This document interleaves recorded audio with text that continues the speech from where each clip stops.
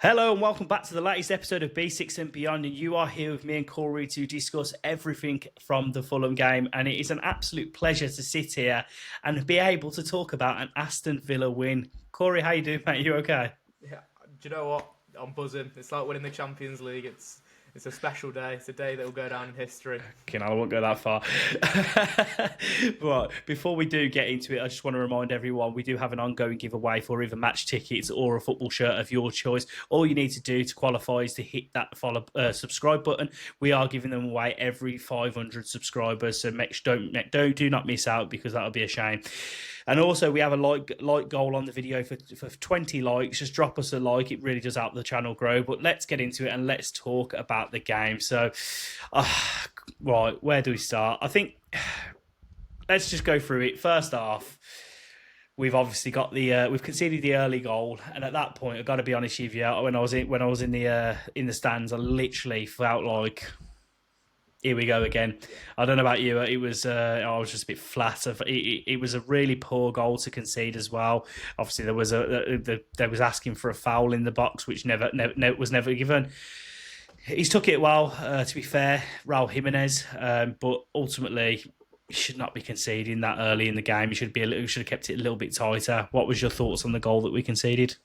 Yeah, like you say, it was very sloppy on Villa's part. As I said, I managed to tune into the game just as Fulham scored, annoyingly, so I missed it obviously in real time, but got to watch the replays back. It was sloppy. I think obviously we spoke highly about him the last few weeks, but Mings in that position, he's let Jimenez run off him, and he was weak at the front post. He wasn't really keeping an eye on the ball. There's nothing in the fouls. To be honest with you, when it went to VAR, I was watching it, like, if we get this turned over, then we've dodged a bullet there because there was no fouls involved. I think McGinn, it was very soft by him, and it was more hope than anything. But yeah, he was, like I say, it was one of them where as soon as it went in, I think everyone thought, yourself in the stadium today, myself at home, you're thinking, here we go again. Like, that's it. Yeah, I want to touch on before we go into the Watkins equaliser and talk about the effect that Josh King was having on the game. I thought he was absolutely running the show. He looks a real talent. I was really impressed with him. He had the potential penalties as well. The one with the Emi Martinez, which I've seen back, and personally, I don't think that's a penalty. I think if that's given, that would be really harsh. For me, it looks like he's going over very early. It looked like he was looking for it, and I think the referee's decision of simulation was the right call. Do you agree?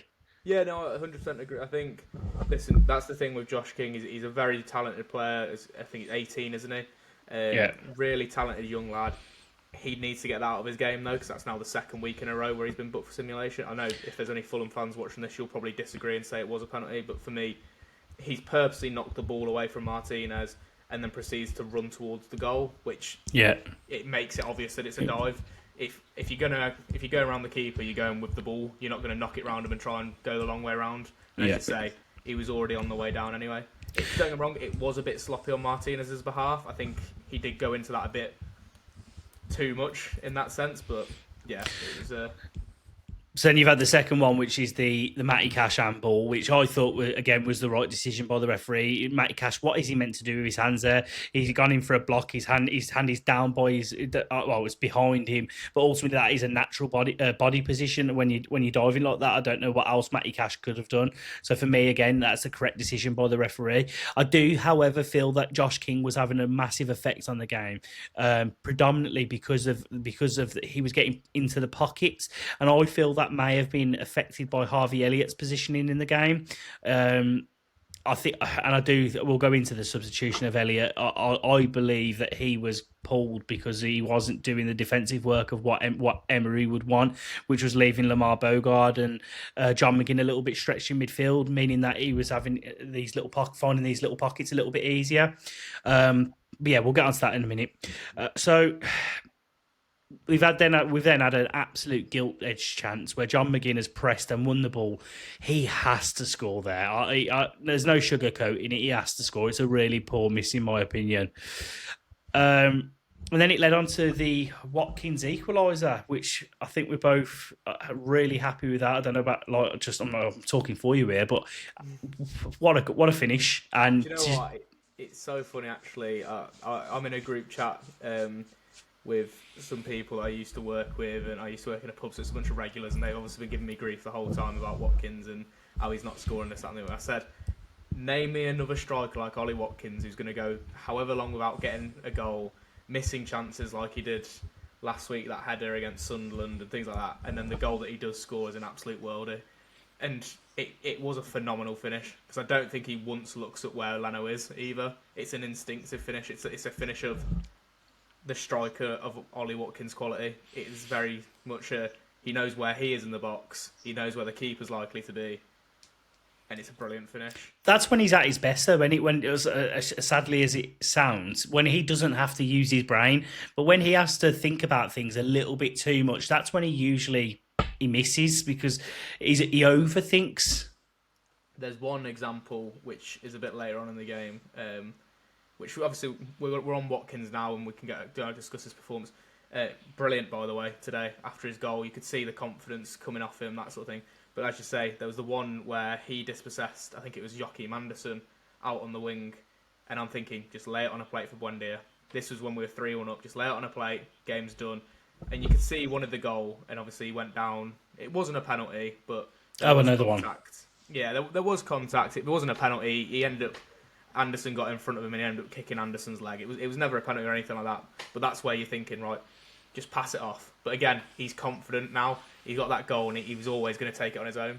I think, to be honest, if he'd have just got in front of Anderson, he was going to score from there. Yeah, I don't blame him doing what I get what you're saying about he could just offload it to Buendia, but no striker in the world is passing there. Not a chance. Exactly. And go on.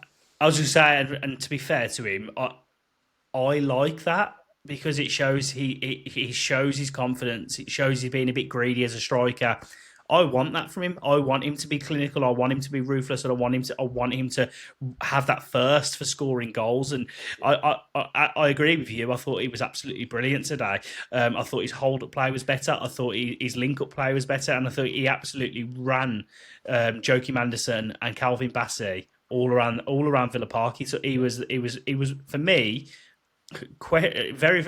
I would go as far as saying I think he was probably my man of the match. I don't think that's a bad shout at all. Like you say, I think, excuse me, Joachim Andersen and Calvin Bassey, listen, they're both very good centre halves. Joachim Andersen's also a very experienced centre half. Now he's played in the Premier League for many years with Palace and Fulham. Well, Fulham twice. Calvin Bassey, obviously, when he first came to England from Ajax and Rangers, I don't think he was the best, I thought, but he's grown massively into a really good centre half. And today it was, like you say, it was old school Ollie Watkins. It was running in behind. The ball over the top was always on. And to be fair, the ball over the top was on for both teams. That was one thing that was where we're picking out the places. As you mentioned about Josh King, a lot of those balls were just sort of into space. Sasha Lukic had one where he ran through. But as you say, Watkins today, it was old school Ollie Watkins. The hold-up play was brilliant. He was bullying Joachim Andersen. When it came to the physicality side of things, he was beating Bassey for pace. It was good to see. So half time come, and I've got to be honest with you, I was sat in the Doug Ellis lower watching Emiliano Buendia warming up in his kit with his kit off, and I just thought, what is he doing here? Why is he bringing Buendia on? I'll be honest, I'll say it how it is, and I'm pretty sure most Villa fans thought the exact same thing at the time. I just could not work out who he was bringing off for Buendia, and when it was announced that it was Harvey Elliott coming off, I was a little bit disappointed, I'm not going to lie, and I really did question the change. But again, who am I to question Unai Emery? Honestly, I do it every week. I question Unai Emery and what he does, but I need to get to the point of just trust him. He knows what he's doing, and Buendia come on, and to be fair to him, he got a goal and he got an assist, and he was very, very good in my opinion. He genuinely was. I'm not a massive Buendia fan, and I don't think he's the player that's going to be the answer for Aston Villa, but he's definitely an option off the bench. So yeah, and I do think the change for Harvey Elliott probably was the right one in hindsight, because I don't think Harvey Elliott was doing his defensive work as what Unai Emery wanted, and you could kind of see that in the second half, because I don't think Josh King had as much of an effect in the second half as what he did in the first. I thought in the first half he was absolutely brilliant, but in the second half he was very, very limited to space. I think the one thing where Buendia offered, and I think Unai Emery said it himself in his presser, he said, listen, obviously Harvey Elliott, he's going to take time to adapt. It's a new team. He knows this. Obviously, Elliott did his pre-match interview as well, where he said like it's a new team for him. He knows he needs to adapt and change. And the key thing was Buendia didn't necessarily drop deep to defend, but he was pressing so consistently. And in the second half, that's what won us the game. Our press was phenomenal. Fulham were making mistakes all over the place. And that's exactly what we have done the last 2-3 years to get where we are. We're pressing teams straight from the off and creating mistakes and winning the ball back higher up. Like you say, Josh King didn't get a chance to get the ball because Fulham weren't getting to that area of the pitch. And when they were, it was loose passes in behind where Pau Torres was sweeping, Konza, Martinez, all of those lads there. I think as well, obviously, the likes of Lamar Bogard, as you say, he didn't really have a lot of support in the first half, but he obviously had the support in the second half, so he was able to keep tabs on Josh King. But touching on Buendia again, he was brilliant when he came on. I don't think he didn't do a lot attacking-wise after that sort of 10-15 minute spell, but he didn't need to. It's the game. You get your assist, you get your goal. Happy days, and like I say, from pressing wise, he was brilliant as well. So you've just mentioned Pau Torres, and I skipped over that in the notes there. So let's talk about it quickly. Obviously, Tyrone Mings went off in the first half with an injury. It didn't look like it was anything serious. He just looked like a knock that he weren't able to shake off. And obviously Torres has come on, and for me, I'll be honest, I know it's horses for courses, but I want to see Pau Torres on that pitch as much as possible.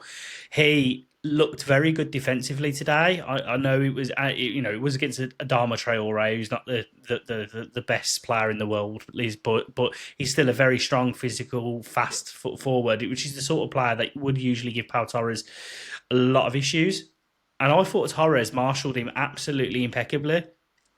I completely agree. I think the one thing I've noticed from Pau Torres, especially over the last couple of games, which I do really like, is the fact that he's starting to be more physical. He's not afraid to give away fouls and things like that. I think one thing he's always lacked is he doesn't want to give away fouls or anything, so he doesn't get too close to people in case they're turning him. Whereas now he's getting in people's face, like say Adama Traore, every time he was getting the ball. I said it. Listen, I'm not a Fulham fan. I don't care about Adama Traore, but it frustrates me watching him. I don't know how Fulham fans put the idea that he just doesn't use his pace like he should, but Pau Torres marshalled him brilliantly.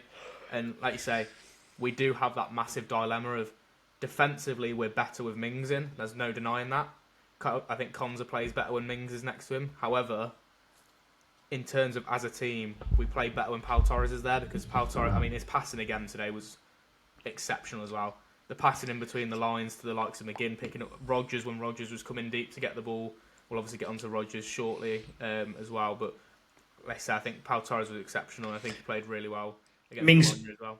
Mings just doesn't have that in his locker, does he? As much as I love Tyrone Mings, I really do. He's been a fantastic servant to the club, and he is our best defender in my opinion. But he just does not have the ability with his feet of what Pau Torres does. He's an old school defender, Tyrone Mings. That's what he is. He'll put his head, his body on the line. And if there's any doubt in his mind, he gets rid of the ball, which I'm more than happy with. I'm telling you, if it was 15, 20 years ago, Tyrone Mings would be perceived in a lot higher esteem than what he is.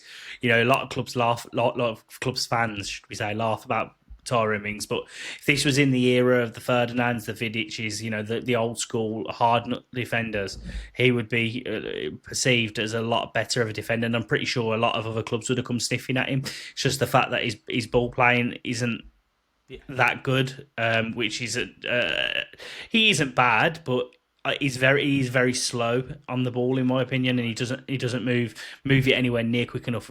We kind of lose the opportunities to get forward because of how slow he is with it.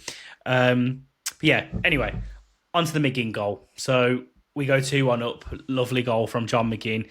He's drove forward with the ball. It reminded me a little bit of the goal that he scored against PSG. Obviously, the PSG one went into the top bins, but just more so picking the ball up, driving with it, captain's goal, and he's just absolutely smashed it. I was going to use a different word then, but I thought, you know what, PG, absolutely smashed it into the corner of the net. The keeper had absolutely no chance. And it was just a lovely goal to see. And as soon as that went in, you could feel the tension in Villa Park just lifted. And it was just like, yes, are we starting to come back? Is this the return of Aston Villa? Are we back? And then literally, like that, within a minute, Buendia makes it 2-0 and Rodgers gets his first assist. Like you say, I mean, the McGinn goal, I don't know if you've seen the still image of when he's striking the ball where Leno is in the goal.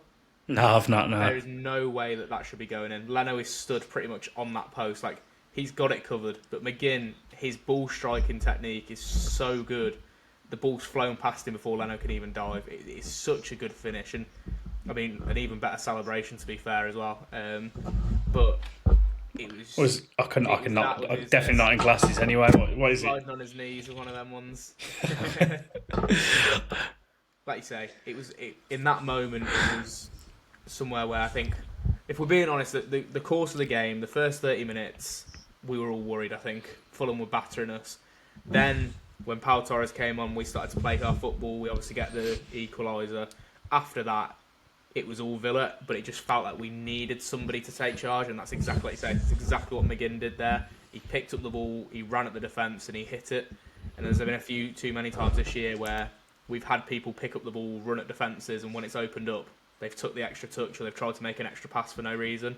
It was proper Scottish football, let's say, from McGinn. And then obviously, as you say, fast forward another 60-odd seconds or whatever it was, and Buendia's putting the ball in the back of net. I think Rodgers, it's a generous assist, shall we say, but maybe that'll be something that gives him a bit of confidence. Look, they all count on the board, don't they, at the end of the day?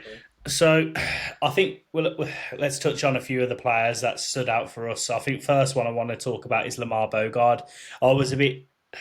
I did a video on TikTok, I don't know if you've seen it, and I literally said about if you come out that Unai Emery's a crackhead, it all makes sense. Yeah. And that's just because it's some of the selections he makes, and more so, that was one of the big ones that stood out to me.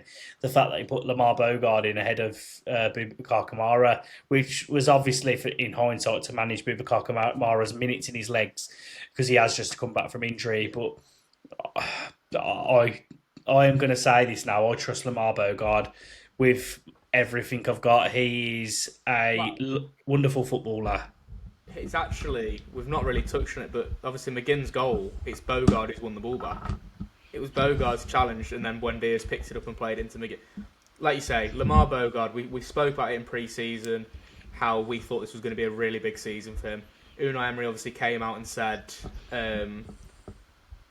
last week, I think it was, that he's got that difficult decision now of Boubacar Kamara or Lamar Bogard, which I think obviously a lot of Villa fans probably winced a bit saying, well, they're not quite comparable, but fair enough. But like you say, you feel comfortable watching Lamar Bogard now. It's not the same sort of 19-year-old that was breaking in a couple seasons ago and didn't look confident. But again, this is the first season he's actually getting to play in his position, and we're seeing the reason why he was so highly rated, and the reason why before he signed his contract in the summer, teams like Ajax, teams like I think it was Inter Milan and other teams across Europe were looking at signing him, because he, like you say, perfect analogy that you used a couple of weeks ago. He is what we thought Timo Robertson was going to be. Mm-hmm. I genuinely think, and I'm going to give you a rogue shout now, and anyone listening to this can click this up.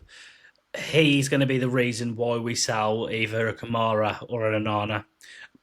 I'm confident of it. He will develop into a first team footballer for Aston Villa, meaning that we can offload one of the players that I've just mentioned, whether that is Kamara, because it will be pure bookable profit because we got him on a free transfer. I hope not. I'd like to see Boubacar Kamara to stay for a few more years. If it is an Amadou Onana to recover and bring back that transfer fee in, I'm more than comfortable with that, to be honest with you, because I think he's a wonderful footballer. The thing is, well, you can see the street smarts that are coming out now. Before, I think you saw him a couple of times last season where he was receiving the ball and you're almost nervous because I think he didn't know what he was going to do next. Whereas now this season, it's almost like he's 2 steps ahead. He knows before the ball's coming to him where he's going to go and what he's going to do. Mm-hmm. He's turning into a footballer, and a very good one at that.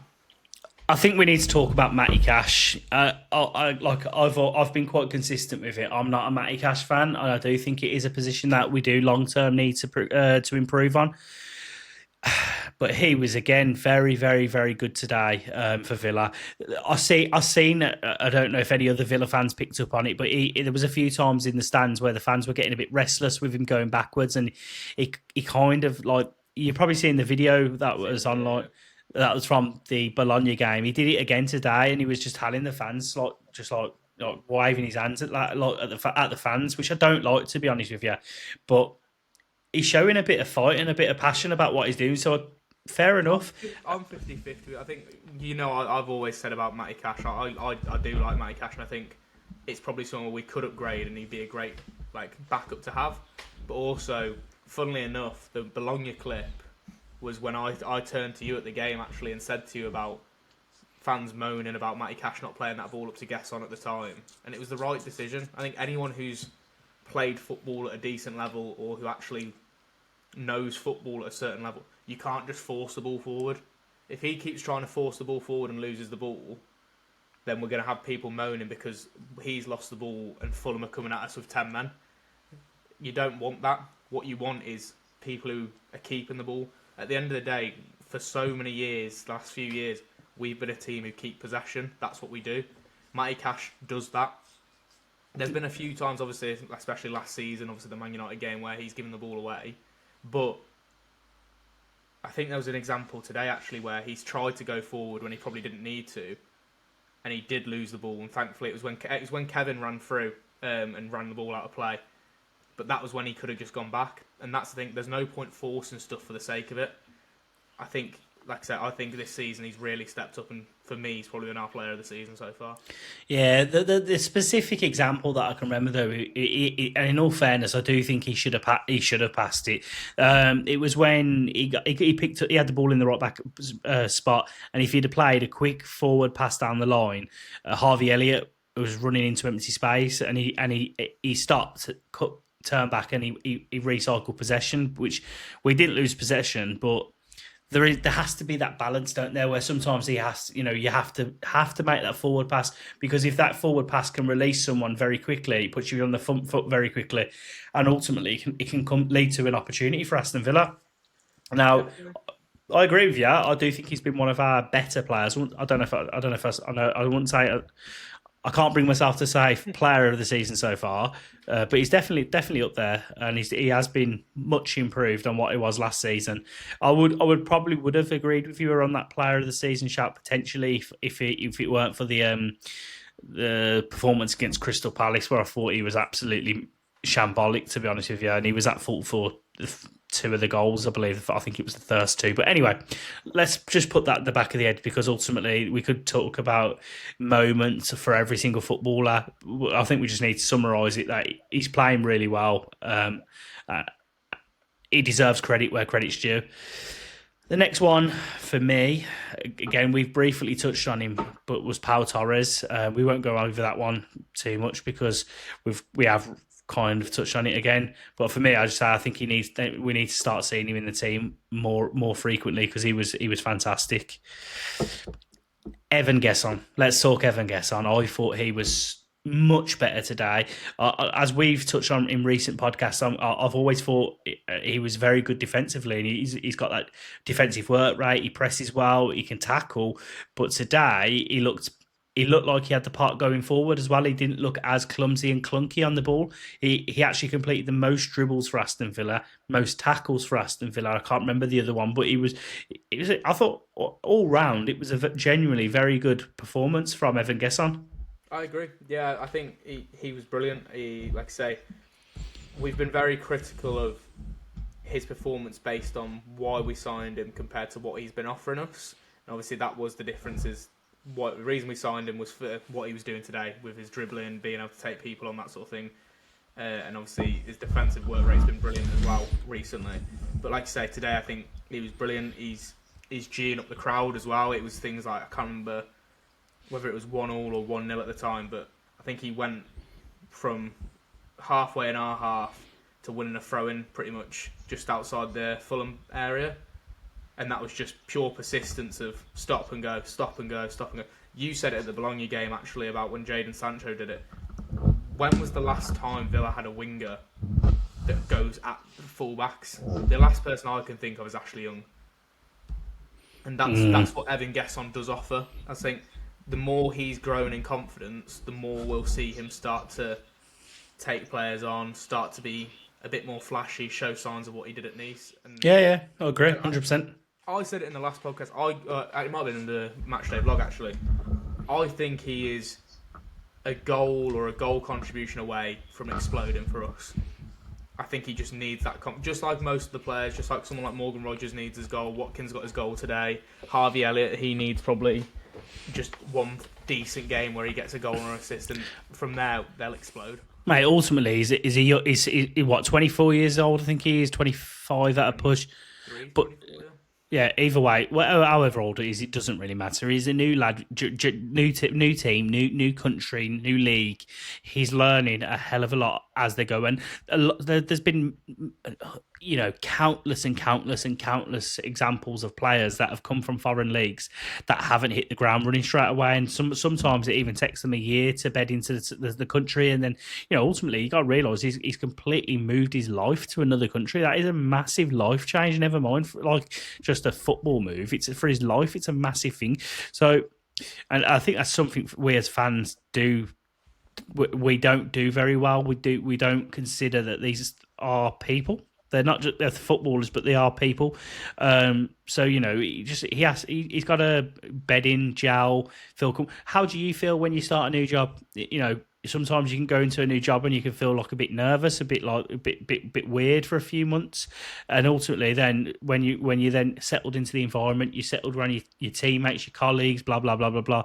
You feel a bit more yourself, a bit more at ease, and that's going to be the exact same as footballers. Like, he joined us quite late in the window as well, so it's like just give him time. I'm pretty sure he's going to come good.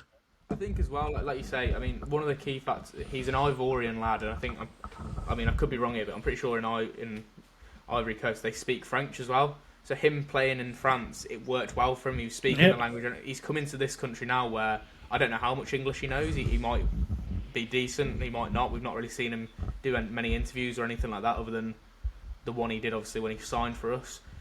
The likes of Digne and Kamara obviously try and help him as much as they can, but it's like you say, it's a new surrounding. It's different pressures. At the end of the day, us as Villa fans, we know we put a lot of pressure on the players because of previous history that we have. We have high standards at Aston Villa, and especially with how we have been recently and the manager we've got. He's coming into a side that's going to be demanding, no disrespect to Nice, but a lot more than Nice had before. But the one thing I will say is, although we sort of said about the defensive work rate and stuff, that's the one thing that's filled me with confidence, is he's come into this new league. At least there's been one thing where you can say he's really good at that. There's some players who will come into a league. I mean, we can name tons of Villa players who've come into Villa and you genuinely don't see anything they're good at. We've been able to see that his defensive work rate's brilliant. We know now that he can dribble past players as well. So if he can start putting that all together, which he will do, I don't doubt that for a second.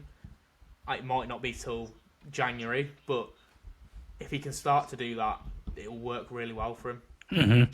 So, yeah, I'm happy with him, to be honest with you. I think some people have. Don't get me wrong, he has looked clunky in games. He has looked like a bit like Bambi on ice. But I've seen things that have made me think, you know what, that there is a player there. So subs were made. Villa have then seen the game out, and to be honest with you, I thought it was quite a professional job, because Fulham, the subs that they made, they went very attacking. They brought on Kevin. They brought on Chukwueze. They went for it. I never thought we were going to concede. I never felt at unease at all. They brought Smith Rowe on as well, Anthony Robinson. So they really did go for it. But ultimately, Villa saw the game out, done a professional job, won the game 3-1, and what a fantastic win. I think we do need to speak about Morgan Rogers briefly. Yeah. Personally, I do think he was better. I don't think he was miles better, but I did see positive signs. I think the big one for me was he actually looked like he'd give a toss and he wanted to play and he wanted to run, he wanted to work. There was one example where he lost the ball and he tracked back and ran like a good amount of distance, and he won the ball back, which was like, for me, that's the basics. Like, you can be shit, you can be playing poorly, but that doesn't affect your ability to run. That doesn't affect your ability to work hard. And for me, and I think I hope I speak for a lot of Villa fans in this sentence. That's what we want to see. We want to see that from players. As long as they're giving 100% for the shirt, that goes a long way for me. I think you've hit the nail on the head. I don't know if you saw Darren Bent was talking about it on TalkSport, and he was saying, like, obviously he's been a striker. He looked at Watkins and he said, Watkins, you can tell it's just a confidence thing. And he said, Morgan Rogers, it looks like he's not interested, and that was the biggest kicker. I'm very like, the jury's out on that. Some weeks I do think he just doesn't look interested, and then there's other weeks where I'm just thinking it could be a confidence thing. Like I say, that England game really hasn't done him any favours, but again, it was against a very lesser opposition in that sense, and we've obviously not played anyone too poor this year in terms of, obviously in the cup we had Brentford. But like you say, he created 3 chances today, which is the most chances he created in a game since Fulham in April last year, I believe, or March last year. He was demanding the ball. Like I say, when Pau Torres was getting the ball, he was the one dropping in and picking that ball up. He was turning. Like you say, he lost the ball a couple of times and was working back to win the ball back. Weirdly enough, it sounds weird to say, but I think that Watkins goal did him a massive favour as well, Rodgers. I think him being able to see Watkins, who's been going through the similar struggle to him, grab that goal, I think it almost put a lease of life into Rodgers, thinking, if I can get a goal, I'm onto something here. And to be honest with you, I do think as fans, listen, we know as Villa fans, like I say, we put a lot of pressure on the players, and we are very fickle fans. There's no denying that we are. Don't get me wrong, Rodgers has been poor this year, and he has been poor for a while. We've jumped on him a lot. But hearing the Villa fans chanting his name earlier, that's something that's going to get him back on terms and things, and that's what we need. Yeah, I agree. Before I do go into the final 2 points, we look to wrap this episode up shortly because we've done just over 30 minutes already. Fulham Football Club. I love Fulham Football Club. Anytime Villa need some sort of a result, whether that's for us, whether that's Fulham getting a result against someone else, like the Spurs one from the other season when we got Champions League, we owe a lot to Fulham. Thank you, Fulham. You're there when we're in need, and we as Villa fans secretly do love you. Emi Martinez refusing the armband. I don't know if any of you did see, but John McGinn was going to give him the armband, and he basically said to give it to Ezri Konsa. I don't know how to look into that, whether that is him saying that he doesn't feel like he deserves it, which I don't think. How do you read into that? I don't want to read too much into it, to be honest. I just think, for me, if he's saying that he doesn't deserve it, then that tells me that he didn't act very in a way that would be deemed acceptable as a vice captain of a football club. So that kind of eats into the narrative of what everyone was thinking over the summer. I think he knows that he's not acted the way that he should have. He's an adult at the end of the day. He knows what's right and wrong, and I think he knows that himself. And I think now he's sort of trying to make his way back. You see him with sort of like the Instagram posts and stuff that he's posting when he's not putting any massive captions like he used to. I think he's just basically trying to say, listen, I know I've messed up. I'm more than happy to own up to that without trying to grovel, basically. He wants to obviously do it on his own terms and do it slowly. I think he put his post up today and he just put, what is it? Villa Park rocking again. Nice and simple. And I think he's trying to get the fans on board. That's what he wants. Like I say, there's not a lot to read into it. Again, Emery himself said that he's got 5 captains on that pitch, so any one of them can take it. Obviously, Konza was the one who took the armband, and I'm pleased for him that he's getting that recognition. Personally, me and you have both spoke. We don't think he's captain material necessarily. I think he is a leader, but he's not a captain. Which no, for me, a captain's not someone who has to wear an armband. Anyway. You could have an armband on; it doesn't mean anything. It's someone who leads by example on the pitch, and that's what Ezri Konza does. And John McGinn, leads with his voice and the way he plays. Ezri Konsa leads with the way he plays. Mings is someone who's colossal. He'll lead with his voice as well. Martinez is more leans towards that playing style rather than shouting. Don't get me wrong. I think Konsa's he's growing as a player and because the thing is he's got to be perceived now as one of the more senior pros in the dressing room. He's been there for years now. He's been 6 years at the Villa now. You know, so he's got to get to the point where Ezri Konsa he starts to be, show that leadership, because like I say, he's been there for a long time now. He's not a young lad now. What is he, like 27 now? 28, yeah. Yeah, there you go. So he's not a young boy. Okay, the final point I want to just make and just touch on, just for all Villa fans that aren't aware. So Sancho didn't come on today, as we're all aware. I was looking for Sancho on the bench. I had my phone out like a right little creep, zooming into the bench and just to try and see if I could see him, and I couldn't see him. And I was like, where on earth is Jadon Sancho? Like, why is he not on the bench? You get, obviously, naturally, I'm very much a pessimistic person and I read into absolutely everything. So I was wondering what on earth had happened. But just for those of you that are like me, Jadon Sancho hasn't had a bust up with anyone. He felt ill before the game, so he come off the team coach. He was at the game because I saw him come off the team coach, but he didn't go on the bench because he wasn't very well. So that's the reason behind Jadon Sancho not playing. Anything more you want to touch on before we wrap up? No, I think other than the fact that we've won a game and hopefully can kick on from there. Well, we've won 2 games actually in a row now. Yeah. It's funny, actually. One thing I will quickly say is the commentators, when I was watching it earlier, they made a very good point that as bad as Villa have been, that was our 10th win out of 12 at home. And that's still remarkable when you think about it. Like, we won 10 games out of our last 12 at home.